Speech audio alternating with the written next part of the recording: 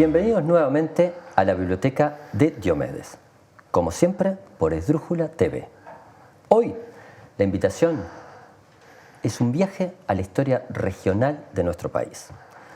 Tenemos el placer de tener hoy a el profesor Viera, que nos va a estar ilustrando sobre la otra lucha de los puertos, la lucha sobre el puerto que no pudo ser en este país, el puerto de la Coronilla. Más que muchas gracias por venir.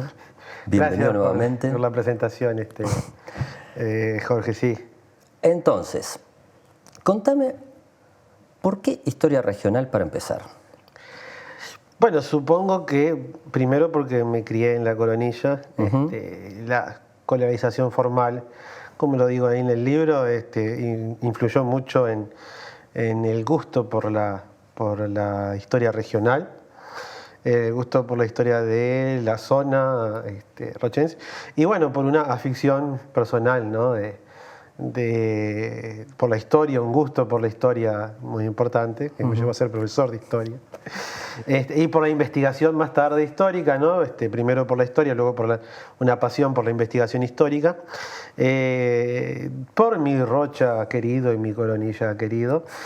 Y bueno, y cuando empecé a estudiar fui viendo que había un hecho muy importante justo ahí cerquita de donde yo vivía, que hacía que el Uruguay, o sea, otro proyecto de país alternativo al que hoy tenemos, bueno, se fue desarrollando, o que tenía como su epicentro. Sí, a mí me gustó mucho cuando manejaste ese concepto de que podría haber sido otro Uruguay. Sí. O sea, me pareció central esa idea fuerza de que contando historia regional, que aparentemente es muy local, podés en realidad estar explicando muchísimo más la historia de todo el país, que a veces que con el relato de la historia muy centrada en Montevideo y en las grandes batallas, en los grandes nombres, cuando hay procesos lentos, complejos, con muchísimas variables, que definen mucho más lo que somos como nación, que a veces que la batalla que habitualmente uno más o menos tiene claro, pero claro, podría haber sido otro país.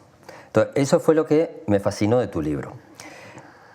La otra cosa, el arranque, que yo desconocía rotundamente, es que esa zona inicialmente tuvo un proyecto de colonia agrícola que fracasó, pero que de alguna forma es una metáfora de otros emprendimientos y de otros procesos de formación del interior rural de este país, porque habitualmente uno tiene muy en la cabeza habitualmente los procesos tipo colonia valdense, o sea, proyectos exitosos, pero habitualmente a uno se le escapan todos los otros proyectos que fracasaron rotundamente. Entonces, por eso también me parece interesante rescatar esa historia, porque al menos me parece que la mayoría de nosotros la desconocemos. ¿Cómo es esa colonia? Sí, la colonia, en realidad la colonia agrícola Santa Teresa, que iba a estar no enfocada más hacia el norte de lo que hoy es la Ruta 9, en la entrada de lo que hoy se llama el Potrero Grande, que era el lugar donde tenían durante la colonia sus animales la gente de la fortaleza, era como más bien un negociado, según lo que hemos investigado algunos colegas de allá de la zona y yo. Eduardo Brauer con el banco de Magua con respaldo, ¿no? Con el barón de Magua de respaldo, solicitó al Estado grandes extensiones de tierra en Rocha y en Salto para hacer colonias agrícolas con familias suizo-alemanas que iban a llegar al Uruguay y bueno, le iban a dar semillas, herramientas y todo eso. ¿Y llegaron? Llegaron algunas, otras se fueron inclusive de colonia valdense y de la colonia de Nueva Helvecia, la colonia suiza, hasta allá, hasta el lejano oeste.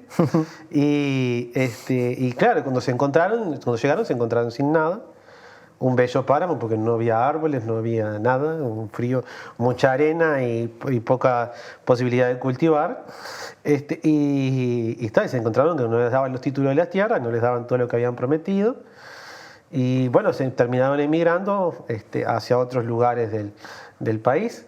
Y bueno, y ahí comienza todo un litigio por la propiedad de las tierras que termina, según algunos abogados que participaron en el mismo, recién a fines el último, ¿no?, de los litigios, termina recién a fines de la década del 70 del siglo XX.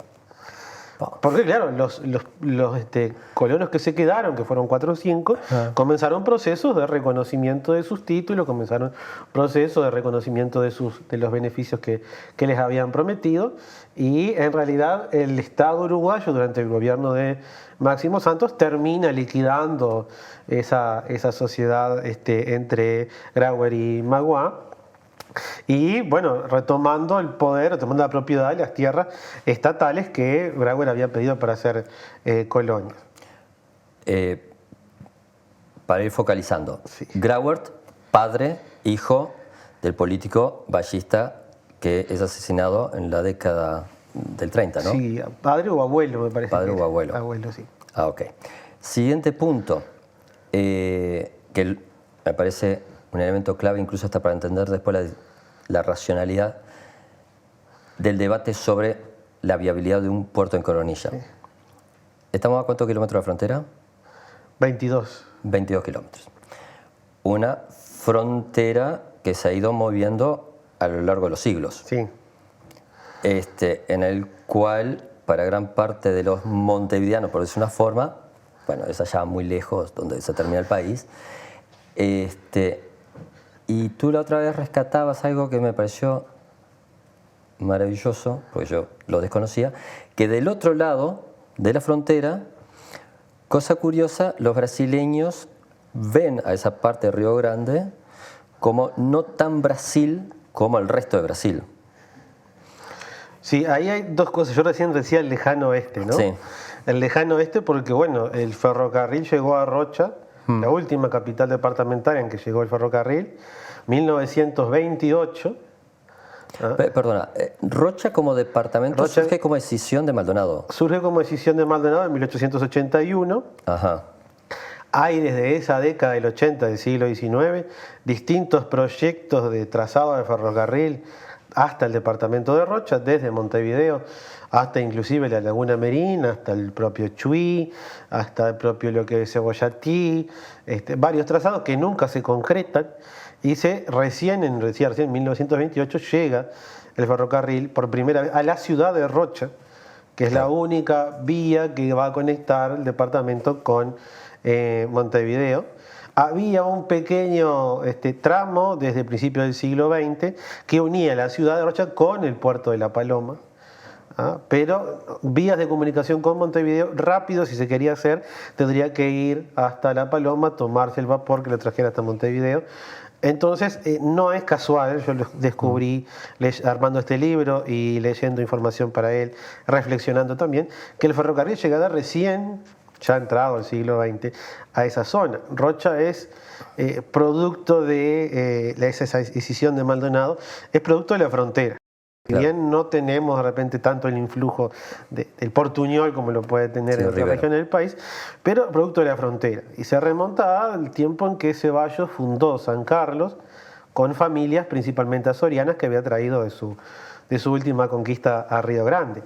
Muchos de esos azorianos después retornando, emprendieron el retorno a Río Grande del Sur, y con algunos se fundó la ciudad de Rocha y con otros se fue creando asentamientos a lo largo del departamento de Rocha. Por eso yo decía ahí en el libro, en la solapa, bueno, yo soy descendiente de esos azorianos. Entonces llega un momento en que en Rocha, bueno, las familias son producto 50% de la inmigración oriental y 50% de esas familias azorianas, bueno, también un porcentaje de indígenas, principalmente guaraníes, del tema de las misiones, pero esa conjunción entre guaraníes, azorianos y españoles, creo que tiene un poco también que ver en que el ferrocarril haya llegado tan tarde, porque existía cierto temor, ¿no? Es decir, yo construyo a principios del siglo XX, a fines del siglo XIX, un ferrocarril de Montevideo hasta el Chuy. Le estoy haciendo, de repente facilitando, porque el miedo de una invasión portuguesa estaba presente, estoy facilitando en el Brasil una vía rápida de acceso, ¿no?, a nuestro territorio. Entonces había que de repente cortar esa comunicación manteniendo aislado al departamento. A partir de la lectura de un librito nada que ver, que es el de Vasconcelos, el mexicano, el educador, se llama La raza cósmica, contaba que él había llegado por Brasil en una gira latinoamericana hasta Rivera y ahí se tenía que bajar porque la trocha del tren era distinta. Entonces, claro, Rivera sí tenía tren, pero una trocha incluso distinta. Entonces, que a él lo había sorprendido mucho eso, esa balcanización. Pero claro, nada más que hubo una historia muy compleja que hace de que, por ejemplo, el general Aparicio Saravia es un general farrapo de los líderes secesionistas de Río Grande do Sul. En la época de las diversas revoluciones, las bases operativas, muchas veces de los revolucionarios, era a 2 kilómetros de la frontera. Entonces, bueno, todos estos temas creo que son absolutamente claves para ir entendiendo esa historia muy compleja y muy fermental, por el cual hasta el día de hoy hay intereses geopolíticos increíbles. Y la trocha angosta que tiene Brasil, que es diferente a la nuestra, que es más grande, también es para evitar que la mercadería de Río Grande del Sur pueda salir por el puerto, por el puerto de Montevideo y pudiera hipotéticamente salir por el puerto de La Coronilla. Entonces yo le cambio de trocha y bueno, va a haber que descargar, ¿no? Los granos, los cueros, la lana, ¿no? Un trabajo más complejo, ¿no? Le estoy complicando de logística, la vida. Claro, y de costos operativos. Claro. Y por otro lado, vos tenés, por ejemplo, el Barón de Mauá, que definió al fin del siglo XIX gran parte de las finanzas, claramente la frontera, también de todo Uruguay, porque creo que el crack de él fue uno de los cimbronazos fuertes que tuvimos, 1880, ¿no? Sí. Sí. La época de Reus también. También, esa es más del 90, sí. Ahí está. Bien, entonces como que nuestras economías están totalmente interconectadas, pero por otro lado siempre había enormes recelos, porque bueno, había 200 años como mínimo de confrontaciones lisas y llanas y a veces con intersticios más de paz. No hay que olvidar también el recelo a nuestro gigante poderoso, como decía Francisco Ross, el recelo de Brasil, porque se habían firmado tratados de 1851, de 1851, ¿no? Que muchos orientales los habían visto como abusivos, y que después cuando Brasil tiene que intervenir a defender el gobierno, interviene apoyando la revolución de Venancio Flores, bueno, con todo aquello que es conocida por el episodio de Paysandú, de Leandro Gómez. Entonces, era como, bueno, estamos en 1865, 64, todavía Brasil viene interviniendo a sus intereses imperiales y no los intereses del territorio oriental, entonces, claro, generaba todo un recelo.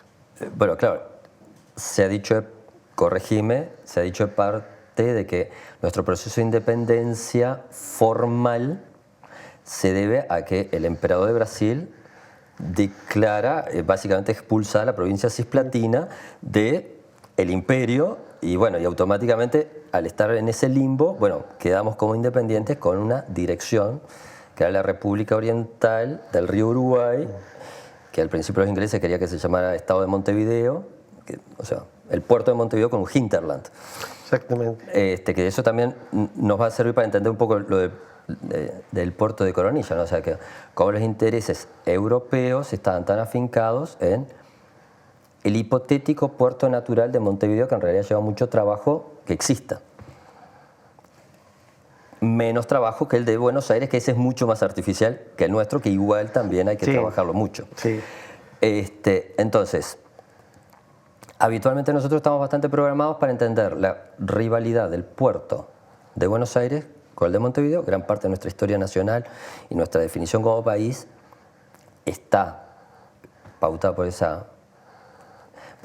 enfrentamiento. Pero tu libro abre toda una nueva perspectiva, que es de que empezaron a surgir proyectos diversos, de que hubiese un puerto sobre el Océano Atlántico, muchísimo más fácil de mantener en primera instancia, con aguas más profundas, segunda instancia, cerca de la frontera con Brasil, por el cual incluso había hasta otro mercado subsidiario. Y el gran titular es que fracasan sistemáticamente los diversos proyectos.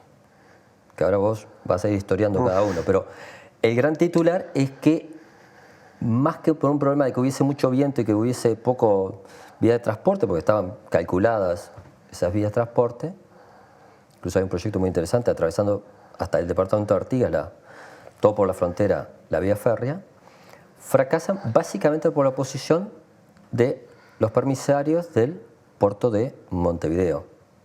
Y hay varios intereses ahí.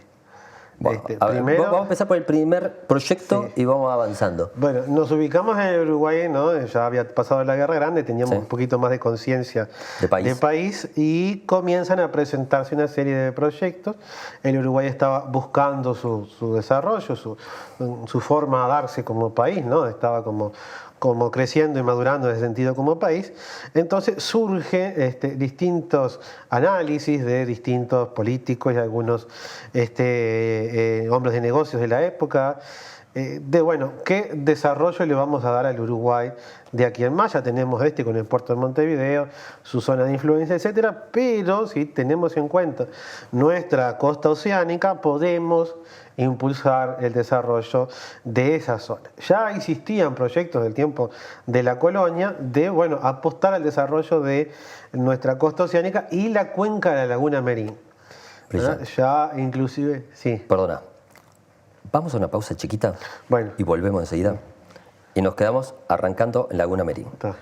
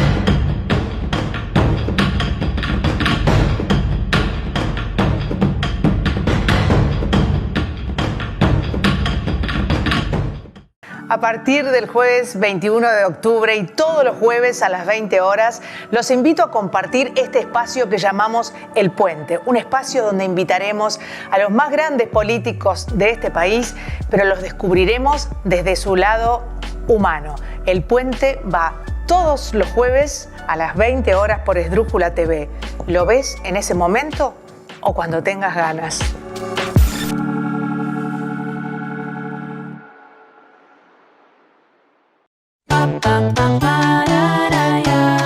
Elegir un colegio es una decisión muy importante. Vení a conocer la Safa, desde 1889, siendo escuela de vida. Una luz que nos da guía. Inicial, primaria, ciclo básico, bachillerato, todas las orientaciones. Colegio y liceo Sagrada Familia. Ay, Sagrada. Avenida del Libertador 1960, zafaguada.edu.uy. Mi corazón te abraza. Muebles Da Vinci, fabricación de living nacional, trabajos a medida, gran variedad de telas a tu elección. Contactanos a través del www.mueblesdavinci.uy, @mueblesdavinci o al 098 60 0069.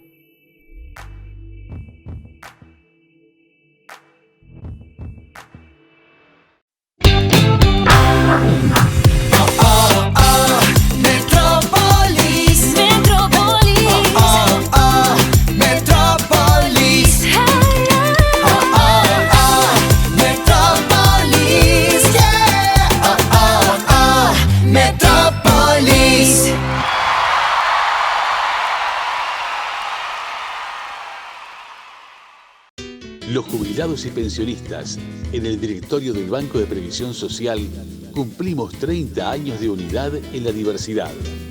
El próximo 28 de noviembre, elecciones de los directores sociales. ONAJPU, Organización Nacional de Asociaciones de Jubilados y Pensionistas.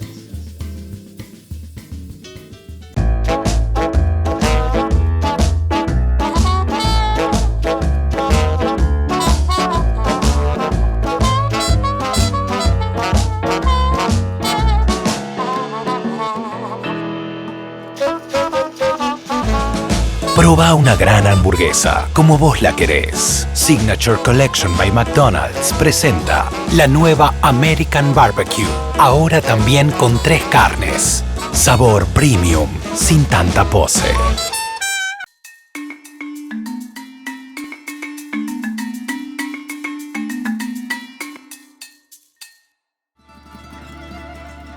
Muy bien.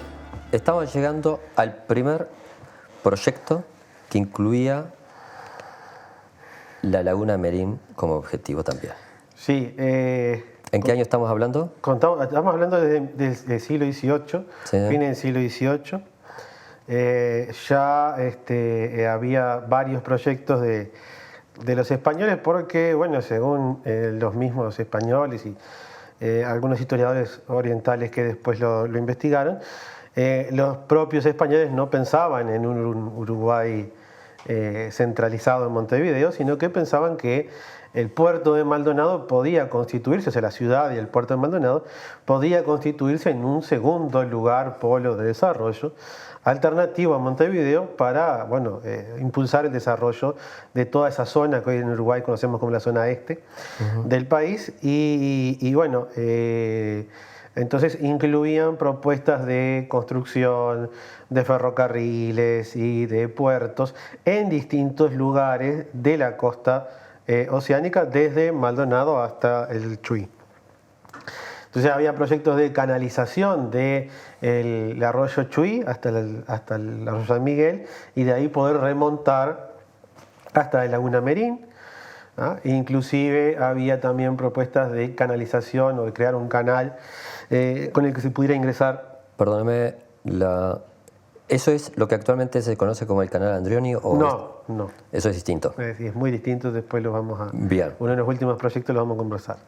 Había propuestas de canalizar también la Laguna de Castillos, es decir, crear un canal que uniera el océano con la Laguna de Castillos y crear un puerto dentro de la Laguna de Castillos, para dar abrigo, para dar posibilidades de mayor desarrollo a esa zona. Entonces siempre estaba presente durante el siglo XVIII, principio del siglo XIX, posibilidades de desarrollo de un puerto en esa zona. El más conocido, porque después en la historiografía y en la historia fue el que más se repetía, y bueno, el que yo trabajé en este libro, es el puerto de la Coronilla. Pero no fue el único proyecto de puerto oceánico en la zona.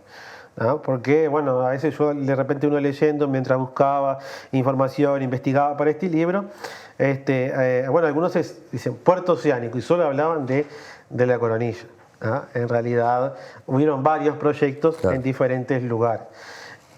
Quien tenía muy claro eso, que también bueno, supo recibirme en su casa y conversar un rato conmigo de geopolítica, era el profesor Bernardo Quagliotti de Vélez. Claro. A quien, bueno, es un agradecimiento póstumo por su ayuda en esta investigación.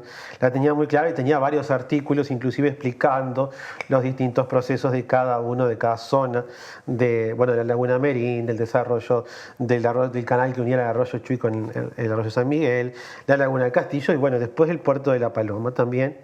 O sea, el Uruguay estuvo buscando como independiente, y los españoles durante la época colonial estuvieron buscando lugares alternativos para desarrollar. Entonces, cuando se empieza a pensar ya en el Uruguay del siglo XX, ¿no? Cuando nuestros políticos y pensadores y inversores empiezan a pensar en el Uruguay del siglo XX, que dicen, bueno, necesitamos desarrollar esa zona fronteriza con el Brasil, primero para evitar el avance silencioso, como le decían, ¿no? De población, que así no se nos habían ido poblando gran parte del territorio que por el Tratado de Tordesillas podríamos haber reclamado en algún momento, ¿no? Pero bueno, evitar el avance silencioso cultural y a veces económico. Entonces, ¿qué tenemos que hacer? Bueno, tenemos que desarrollar un ferrocarril paralelo a la frontera, ¿ah?, que converja en un puerto que podía ser Maldonado, La Paloma o La Coronilla. El de La Coronilla sonaba y empezó a tener mucho más estímulo porque en aquella época, comparado con los otros dos, era el más natural, por decirlo así, o el más factible de poder construirse. Bien. Hay una parte en tu libro que me causó mucha gracia, que es la confusión en las actas parlamentarias de los diversos políticos de aquella época de cuál era la característica de La Coronilla. Confusión que presupongo que la mayoría de los uruguayos igual seguimos teniendo, y es por qué el puerto de La Coronilla podía haber sido viable. Bien, esa confusión fue parte de una discusión cuando Edward Cooper, un inglés, planteaba construir en esa zona un simple embarcadero, puerto para embarcar ganado en pie, cueros y... Ya está. Entonces, bueno, y él planificaba Modelo extractivista. utilizar, ahí está, las dos islas grandes y una especie de islotes, restinga o cordillera, como le dicen en La Coronilla, que está bajo el mar, ¿no? Que, o sea, en realidad uno ve en el plano, en la foto del libro, ¿no?, en la tapa del libro, dos grandes islas y después unos pequeños peñascos. Bueno, esos pequeños peñascos continúan desde el mar hacia la costa. Entonces, bueno, la idea era factible rellenar esos peñascos con otras piedras y transformarlos en puerto. Lo que le llamaron los historiadores y los políticos entonces Puerto de La Coronilla, en realidad queda hoy entre lo que es el balneario de La Coronilla y la Fortaleza Santa Teresa. ¿Ah? Queda en lo que hoy se llama el Cerro Verde, que hoy es área protegida.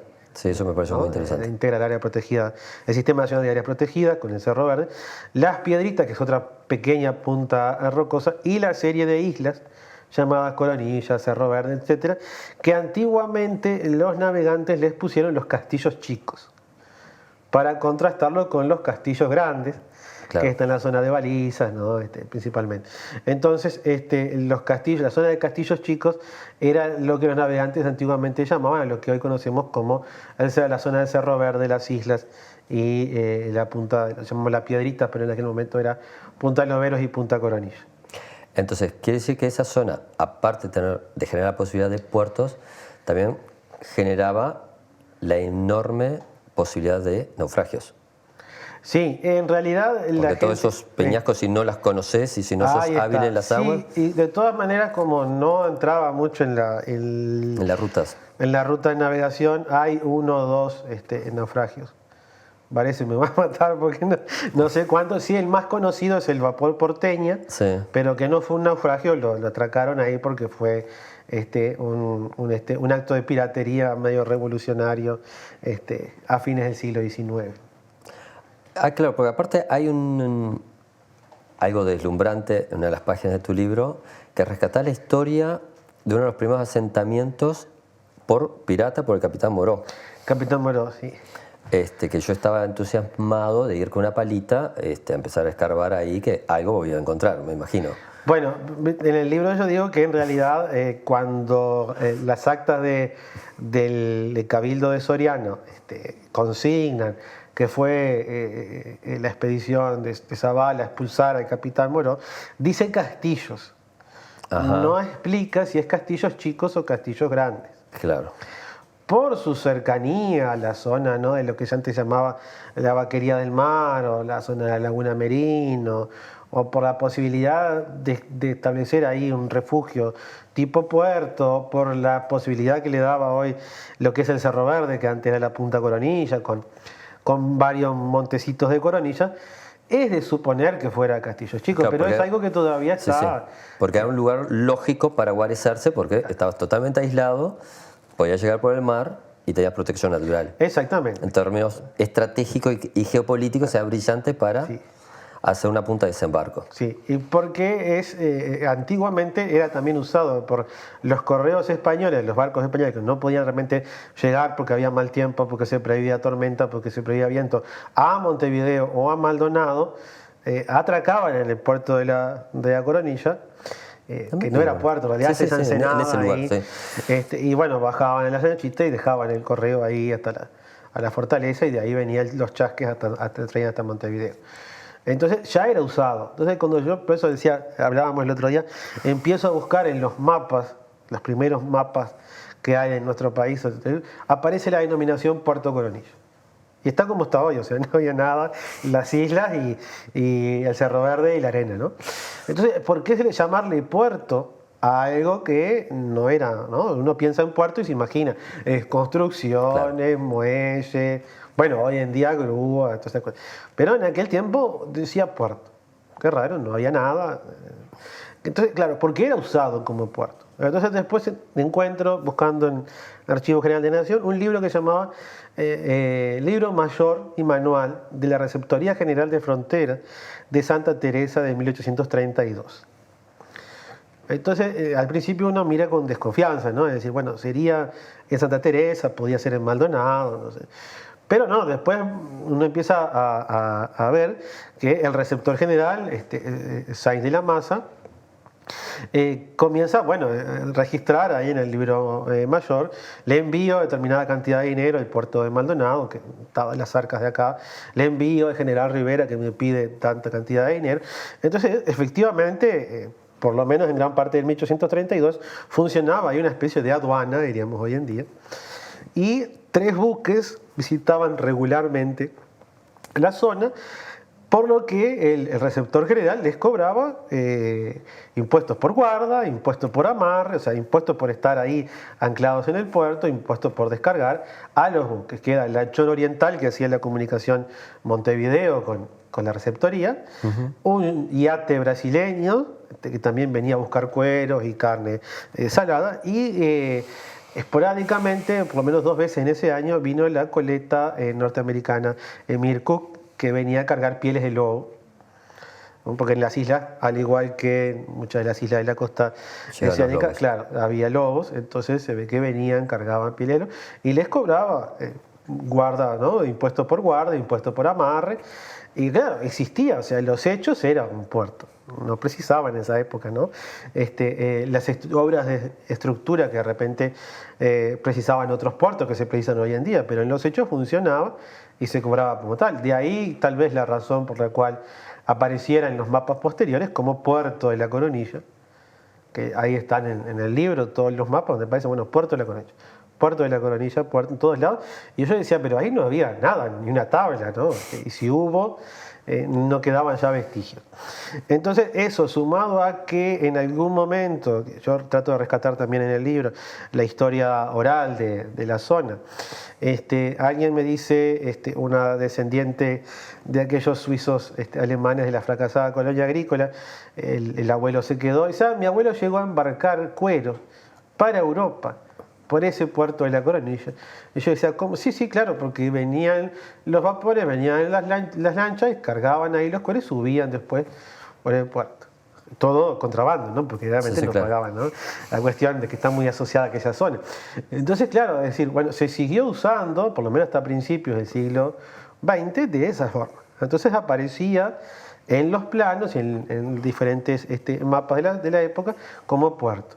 Entonces llama la atención que en esa discusión sobre el proyecto de Cooper, en el Senado de la República estén discutiendo si en realidad había 1 o 2 islas en esa zona, ¿no? Es decir, hubo gran parte de la discusión centrada a ver si eran 1 o 2. ¿no? Entonces, en un mapas que ellos citan, que no pude encontrar, hecho por el práctico mayor de entonces, aparecía una isla. Y el senador Capurro, que es el senador Borrocha, decía, no, pero yo estuve por ahí y son 2 islas, las vi las 2 islas. Y la gente de la zona aquí le vendría muy bien la construcción del puerto. Son 2 y hay después una restinga, que es una especie de cordillera bajo el mar que se puede ver ahí, que une con la costa. Y entonces ahí es cuando surge el proyecto de alguna forma más estructurado, que es de un general... Está bien. Ese es inglés Edward Cooper, que en intereses británicos solamente quería construir en el puerto, allí, un puertito para embarcar. Mínimo. Sí, ganado en pie y cuero. Y luego viene el proyecto norteamericano. Sí, para terminar con el proyecto de Cooper. Cooper pide eso, entonces se ató una discusión eterna Están como 10 años en el Parlamento discutiendo y aprobando obras. Entonces le aprueban a Cooper una obra de crear un pueblo además del puerto. Pero si quieres un puerto, tienes que hacer un pueblo. 200 manzanas, 10 escuelas, comisarías, hospitales, hotel de inmigrantes, todo eso. Entonces, claro, el tipo dice, bueno, ¿no? Y yo le digo en el libro, imagínense el lector, pide una obra pequeña y le obliga al Estado a hacer, ¿no? Después de un montón de idas y vueltas anteriores. Sí, y pasa una década. Sí.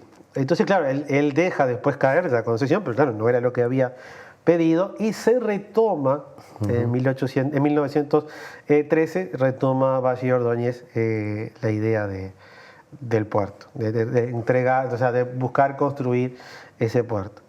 Lo que pasa es que en el proyecto de Cooper también aparecen antiguos interesados a querer también decir, bueno, yo presenté un proyecto similar hace como 10 años al de Cooper, así que quiero también obtener regalías si le dan a Cooper esa autorización. Y todo eso queda cortado y ahí viene el proyecto principal. Y ahí viene el proyecto principal. Que es el que nos vamos a centrar en la tercera etapa. Más que muchas gracias. Ya venimos. Mira.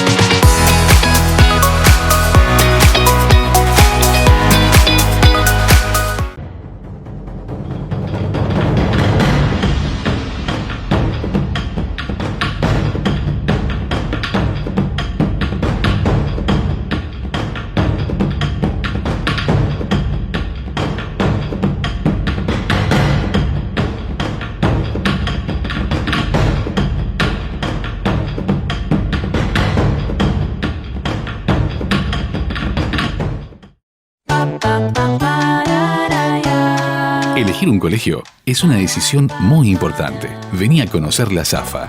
Desde 1889, siendo escuela de vida. Una luz que nos da guía. Inicial, primaria, ciclo básico, bachillerato, todas las orientaciones. Colegio y liceo Sagrada Familia. Ay, Sagrada. Avenida del Libertador 1960, zafaguada.edu.uy. Mi corazón te abraza. Muebles Da Vinci, fabricación de living nacional, trabajos a medida, gran variedad de telas a tu elección. Contactanos a través del www.mueblesdavinci.uy, @mueblesdavinci o al 098 60 0069.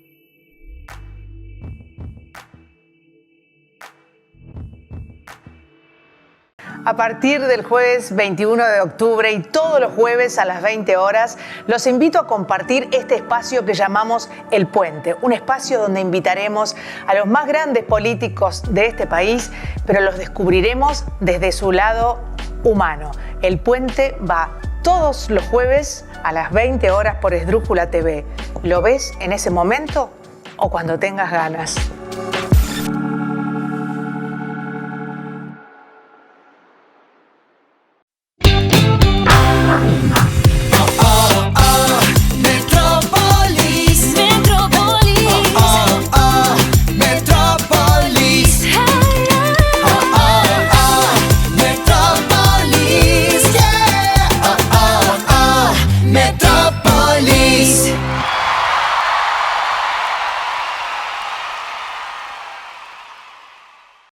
Los jubilados y pensionistas en el directorio del Banco de Previsión Social cumplimos 30 años de unidad en la diversidad. El próximo 28 de noviembre, elecciones de los directores sociales. ONAJPU, Organización Nacional de Asociaciones de Jubilados y Pensionistas.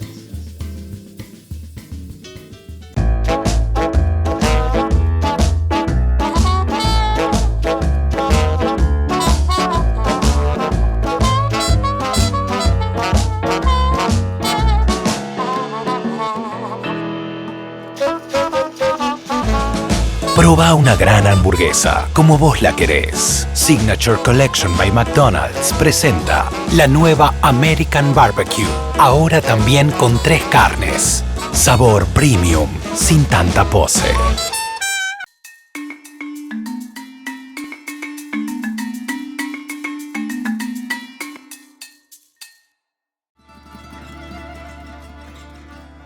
Seguimos trabajando con el profesor Viera la historia del puerto de la Coronilla a partir de un libro que recomiendo enfáticamente. Aquí lo tienen. Y aquí tienen lo que yo creo que es una de las mejores historias del vallismo, que es esa apuesta por hacer un puerto en la Coronilla con capitales norteamericanos, gerenciado por un ex embajador norteamericano que a su vez era general. Contame un poco de eso para centrarnos un poco en eso que al menos a mí me pareció fascinante porque yo aparte lo desconocía rotundamente. Sí, en 1913 Valle le pide al Poder Legislativo autorización para gastar 350.000 pesos de la época. Una fortuna. Sí, en buscar o hacer estudios sobre la factibilidad de construir un puerto en esa zona que venimos hablando desde hoy temprano, y bueno, y comenzar las obras, si es factible que se empiecen a hacer las obras. Obtiene esa adjudicación directa, porque en ese momento fue una adjudicación directa, el general O'Brien, que, bueno, como todo self-made man estadounidense, viene de familias que cultivaban trigo y tenían molino, harinero y todo eso, y bueno, y terminan después administrando el puerto de Nueva York, ¿no? Grandes partes del puerto de Nueva York, y luego Teddy Roosevelt lo manda como embajador a Montevideo. ¿En qué año más o menos? 1909. Bien. Entonces... perdón. Sí. Me vas corrigiendo porque esto es un aspecto polémico de la historia nacional. Sí. En el 1904, con la revolución de Aparicio Saravia, Sí. hay un pedido expreso del gobierno uruguayo de que la Cancillería de Río de Janeiro y la de Buenos Aires deje de apoyar movimientos revolucionarios en Uruguay. Y Roosevelt responde favorablemente, hace presión sobre esas cancillerías y manda marines a Uruguay. Y manda a Edward O'Brien, del 5 al 9, es nuestro embajador en Montevideo, y es embajador de Paraguay también con sede en Montevideo. Ahí está. Entonces, eso es lo que muchas veces Barran y Naum han definido como la rotación de los imperios. Sí, el nuevo imperio emergente en el planteo, ¿no? Que viene un poco en el libro. Y claro, Edward O'Brien viene en 1905, de 5 al 9 es embajador. Él era general, o sea que un grado militar, bueno, cabeza estratégica complementar también. lo que venía diciendo. Y luego que termina su cargo como embajador, no se retira del país, no se va, queda como integrante de la dirección del frigorífico Swiss, del frigorífico norteamericano, del que llega en una época que no he podido encontrar todavía la fecha, pero se transforma en el director principal y luego bueno, termina sus funciones en el Swiss y se dedica a estudiar la posibilidad de construir un puerto en la zona de la Coronilla, para lo cual hace reiterados viajes a esa zona. Inclusive hay un telegrama entre dos nacionalistas de la época, ya Alfredo Bigliola en Castillos, con Francisco Ross, que es un gran impulsor de desarrollo de la zona este, un tipo que incansable, ingeniero agrónomo, pero un trabajo, incansable, con una visión del país impresionante, un trabajador incansable, admirable también. Y bueno, y ahí le dice un telegrama que le manda Ross, Bigliola Ross, y seguimos con el general O'Brien rumbo al puerto de la Coronilla, y eso es en 1912. Eso quiere decir que cuando el Estado pone los pliegos de concesión directa a la venta y después se le encarga a O'Brien, se le otorga a O'Brien la adjudicación directa, ya tenía, ¿no? O'Brien todo el proyecto armado, todo el desarrollo, seguramente pronto. Proyecto que incluía la construcción de un gran puerto en La Coronilla, un gran puerto de aguas profundas, un ferrocarril que uniera La Coronilla con Bella Unión, con Santa Rosa de Cuaraín, como se le llamaba antes, y varios ramales que llegaran hasta, por ejemplo, hay un ramal hasta Seguá, que iba a tener tres rieles, ¿no? 2 para trocha angosta y después un tercer riel por si, ¿no? Muy interesante. ¿no? Trocha angosta que implicaba que iba a llegar hasta ¿no? Brasil y que el ferrocarril brasileño podía llegar hasta el puerto de La Coronilla a través de ese ramal por Aceguá. Entonces era una innovación. Y bueno, después también el desarrollo de la cuenca de la Laguna Merín, ya ha firmado un tratado definitivo de límites y navegación en 1909 con Brasil. O sea, Valle primero, ¿no? ordena la Laguna Merín y después plantea, ¿no? Claro. Y varios ramales hasta la zona del Daimán. Y bueno, después colonias agrícolas al costado de todas las principales vías para generar producción y desarrollo para el puerto. Colonias agrícolas que implicaban no solamente el plantar, sino también el desarrollo de toda la actividad maderera, toda la actividad siderúrgica. Y bueno, en el lugar donde hay minería, posibilidad de desarrollo minero, colonia minera, colonia ganadera, colonia agrícola. Entonces tiene todo organizado en ese proyecto que llegó hasta nosotros gracias a ese afán tan positivo que tenía Ross de guardar y documentar todo. Y bueno, en el archivo Francisco Ross está una copia que le envía a O'Brien de su proyecto de Puerto Atlántica, como se le iba a llamar, no se iba a llamar Coronilla, era Puerto Atlántica, su proyecto de puerto y el desarrollo. Ellos también pedían expropiar, excepto la zona de la Fuerte de Santa Teresa, que todos respetaban mucho, es decir, que iba a quedar el Estado, pero las podían expropiar hasta 6.000 hectáreas alrededor del puerto. Claro. Y no podría el Estado entregar concesión a otra persona o el Estado hacer un puerto él alrededor de por lo menos 15 kilómetros para cada lado donde iba a estar el puerto de la Coronilla. ¿Por qué un proyecto tan pensado casi milimétricamente fracasó? Bueno, pensado sí, porque además O'Brien se había postulado para participar en la construcción del Canal de Panamá, que al final no se le adjudicó a él. Entonces, bueno, es de suponer que Roosevelt lo pensara, inclusive después Manuel Bernardes lo analiza y dice, el tío Sam, dice Bernardes, había planificado tener el canal que atravesara, ¿no?, los dos océanos y tener el mejor puerto en la costa atlántica, en el Atlántico Sur, para tener dominado el comercio en el Atlántico Sur, en un momento donde el comercio se centralizaba en el Atlántico, no sí, como hoy en día. Entonces, ahí ocurrieron varios hechos interesantes.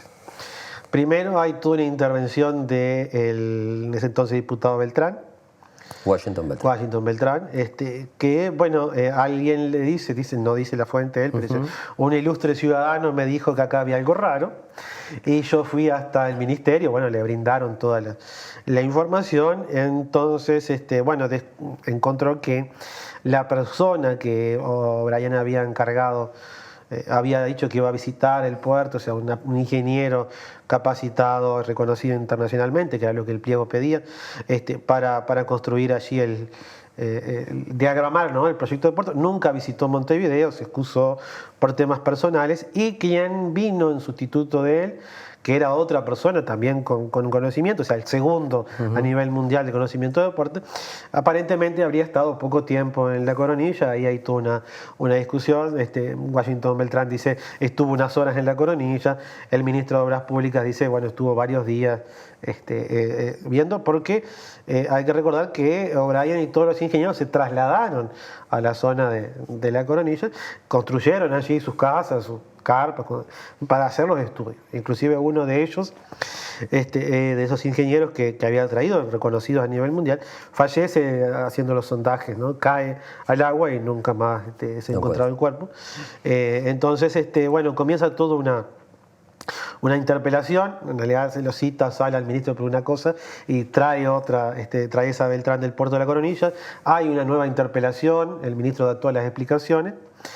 Y hay todo un juego político también, ¿no? Es decir, un juego político porque en realidad, bueno, no le votan a Beltrán la posibilidad de 1 hora y pico que quería él hacer exposición, media hora, y con media hora tenía que hacer todo, y va a quedar para la siguiente sesión. Y en la siguiente sesión pasa algo muy extraño, o sea, viene el ministro, vienen 3 o 4 diputados, sí, y no hay quórum para seguir con la interpelación.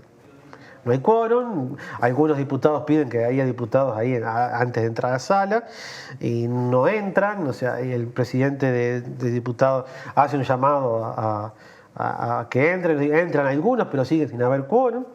Y los que están ahí, el diputado Beltrán no entra, estaba ahí afuera, pero no continúa con su interpelación. Seguramente porque ya estaba todo cumplido en ese tema. Y bueno, se le da, los que estaban ahí presentes dan como satisfechas las explicaciones del ministro. Y después todo un operativo de prensa que se llamaba El Asunto de la Coronilla, el Afer Coronilla, manifestaciones en Montevideo contra el puerto de la Coronilla.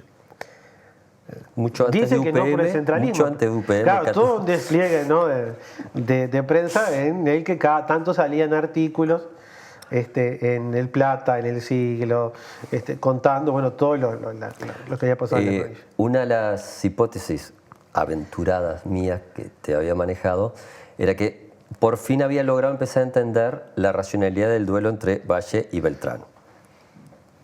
Porque quizás más que Tupé, que aquel famoso editorial, quizás el hecho de que Beltrán estuviese de alguna forma confluyendo tanto con los intereses británicos del puerto de Montevideo, bloqueando tanto el puerto norteamericano en la Coronilla, bueno, eso sí era realmente un aspecto mucho más polémico que meras adjetivaciones. Sí, se critica mucho los 350.000 pesos que Valle le otorgó a O'Brien, que en realidad no le otorgó Valle, se lo dio el Poder Legislativo y Valle lo mandó ejecutar, lo había pedido. Pero en esa época, también yo le digo en el libro, se votaron 500.000 pesos para reacondicionar el puerto de La Paloma, o sea, para hacerlo viable, adecuarlo a los tiempos de principios de siglo, construir nuevos muelles, etc. Entonces, comparado con esa cifra, los 350.000 parecían, ¿no?, una racionales. Suma racional si se quería ver la viabilidad o no del puerto. Pero también había intereses también nacionales. Es decir, bueno, ¿por qué le vamos a dar el puerto? Porque O'Brien pedía primero 70 años de concesión de puerto. Después... Bueno, perdón, está interesante que traigas a colación esa cifra, porque habitualmente hoy en el día, frente a otra concesión en el puerto de Montevideo, se maneja cantidades de años equivalentes, entonces y es gran escándalo para muchas personas. Entonces también es interesante ver de qué son los periodos que se manejan para la concesión de una inversión de esas características. Sí, claro, para poder recuperar en parte, la inversión. Entonces, ahí O'Brien habla con Francisco Ross, y Francisco Ross se ve que como medio intermediario dice, no, capaz que 70 es mucho, vamos a poner 50. Y bueno, en realidad el proyecto tiene 50 años de concesión, pide O'Brien de concesión para su puerto, es decir, menor no es rentable. O sea, en realidad los primeros años, 15 años, porque es cierto que en esa zona era un bello páramo, o sea, 3.000 personas, 4.000 personas podía haber en la región, en toda la zona, ¿no?, ahí de lo que hoy es en la zona de Chuy, La Coronilla y todo eso en esa época, así que era mucha inversión para retomar el gasto. Brillante. El tema es, porque ya vamos a estar finalizando, aparte de nuevamente recomendar la adquisición de este libro, que te plantea en forma subyacente de que hasta mediados de los años 50 del siglo XX esto todavía sigue siendo un tema. Luego, en la época de facto, hay un cierto desarrollo para aquella zona de alguna forma armar un puerto de La Paloma que lamentablemente queda mal diseñado, bien, rutas nacionales, etc. Y recién hoy, nuevamente, se ha vuelto a plantear quizás un puerto, pero ahora estamos en otra rotación de imperios. Sí. Entonces, una vez más se vuelve a manejar la hipótesis, Sí. un puerto quizás chino, o con tecnología china, Sí, quizás, sí. que quizás sea de los dos lados de la frontera. Sí. Entonces, es interesante de que ese tipo de proyectos que muchas veces a uno lo puede sorprender, en realidad pasa a ser comprensible cuando miras la historia de larga duración. Sí, es un tema de geopolítica Claro. vigente y creo que va a seguir vigente, que es lo estratégico de este libro, o sea, la vigencia de, si bien es un libro, trata de ser un libro de historia, ¿no? Sí, sí. Muy atrevido si fuera, pero trata de ser un libro de historia, historiándole distintos proyectos, pero después la vigencia, ¿no? Es decir, cada tanto hay recurrentemente, a veces también dependiente de los imperios de turno, proyectos de construir en esa zona un puerto de aguas profundas. Bueno, hoy en pleno siglo XXI con toda la tecnología, ¿no? Que te podemos armar un puerto en un par de meses, o 6 meses, 8 meses, un año. Tú editaste con Torre y Vigía, que Sí. son unos genios editando Sí. el gran tema que Uruguay desconoce habitualmente, que es lo marítimo. Sí. Y por otro lado, te abre la posibilidad de empezar a pensar, en términos casi geopolíticos, de un corredor bioceánico. Sí. Que eso también me pareció fabuloso de cómo habías arrancado con un puerto, La Coronilla, para ponerte, como quien dice, en el mapa de América y pensar en esas características. Por lo tanto, me parece que es uno de estos libros que te hacen pensar, que te hacen recuperar la historia de Uruguay desde otras claves, porque incluso más tenés algunas aseveraciones que yo puedo tener mis sutilezas de consenso o no, pero que me pareció espectacular cómo presentabas a otro valle. Un valle no tan montevideano, con una cabeza muchísimo más de Estado uruguayo, con proceso de desarrollo de independientes de Montevideo, que eso me parece también un aporte que habitualmente en los libros de historia nacional yo al menos no lo he encontrado. Que eso también me pareció un logro increíble de tu libro. La verdad que primer punto, te agradezco que hayas venido. 2, te felicito por el libro. Y 3, vuelvo a recomendarlo. Más que muchas gracias. Y como siempre, antes de tu despedida, cultos para ser libres. Libres para luchar. Bueno, muchas gracias, agradecido No, soy muchas yo, Jorge. Y cuando uno termina un libro de estas características, ¿no? Pensado y escrito desde La Coronilla, hay mucha gente que colabora, inclusive te da otras visiones. Bueno, Varese, recién decíamos más temprano a Bernardo Quagliotti de Vélez, que fue quien me enseñó toda esa cuestión geopolítica. No se enseñó porque habíamos planificado. Yo cuando era docente del Liceo de La Coronilla siempre trataba de trabajar, ¿no? La importancia estratégica del puerto y de la zona. Entonces con 2 estudiantes que me siguieron un poco en esta locura, con Germán Silveira y Danilo Rocha, ellos pensaron, la vigencia en aquel momento, en el 2009, la posibilidad de construir un puerto en La Coronilla, estudiaron, encontraron información, vinimos con ellos a hablar con Bernardo también en una oportunidad. Presentaron en un club de ciencias, me acuerdo que Germán había hecho un diseño de puerto actualizado al siglo XXI, entonces agradecer a toda esa gente que nos ha colaborado con esto. Muchísimas gracias. Gracias a todos.